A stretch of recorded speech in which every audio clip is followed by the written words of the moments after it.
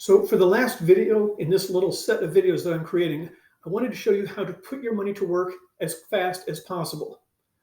So some of these companies that offer these funds are based in the United States. Now, there are two that I know of that are based here in the US. They tend to have a little bit lower returns. And by lower, I know that one of them, they've been in operation over 4 years. They pretty consistently average right around 5% a month. So not too bad. The others are doing a little bit better. They've been more like 8 or 9% per month. So they're doing pretty good, but they have a different set of rules that they have to follow because they're based in the United States. Most of these are actually based somewhere outside of the United States. And so they've actually got less regulation, greater freedom on how they can invest, how they can make these returns. And so most of them, because they're outside the US and they have investors from all over the place, I can tell you, I know the fund that's been around for 4 years, they have investors from over 100 different countries now. And so it's a very effective, popular investment. But to do that, they only accept money in crypto. Okay, so that's the easiest for them. Otherwise, they would have currency exchange issues and also other challenges and wires and just all sorts of difficulty. But by accepting the fund investment deposits via crypto, it actually makes things a lot easier for them. So the process is not too complicated, but there's really 3 steps in getting the money from your bank account over to them. The first one is it goes from your bank account to an exchange. And all that means is that's where you would exchange your dollars for some form of crypto. Now, for my exchange, I use CoinZoom. That's my personal favorite. Coinbase can also do it, although that doesn't work as well for some of these. But CoinZoom has been working great. And again, you exchange your dollars for crypto.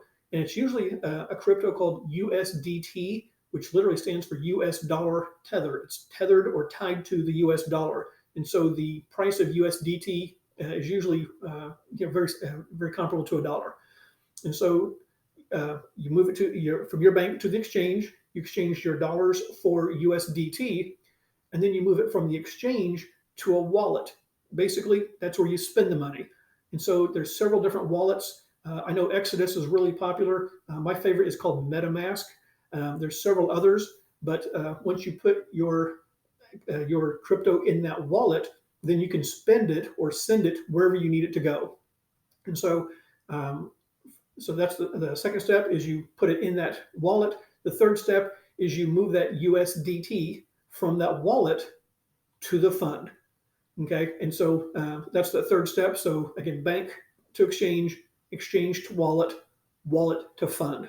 And once they have that, they get that, and then they convert that into the dollars that they use, currency they use, and they do the foreign exchange and start making money with it.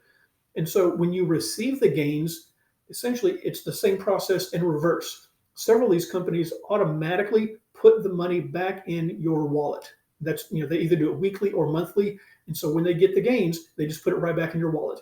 And at that point, you can decide to reinvest either with them or with a different fund.